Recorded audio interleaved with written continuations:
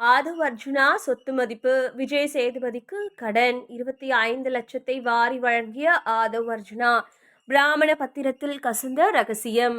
தமிழக அரசியல் களம் 2026 சட்டமன்ற தேர்தலை சந்திக்க தயாராகி வரும் வேளையில் சென்னை வில்லிவாக்கம் தொகுதியில் தவேகா சார்பில் களம் காணும் ஆதவ் அர்ஜுனா தாக்கல் செய்துள்ள சொத்து விவரங்கள் ஒட்டுமொத்த அரசியல் வட்டாரத்தையும் புருவம் உயர்த்த வைத்துள்ளது.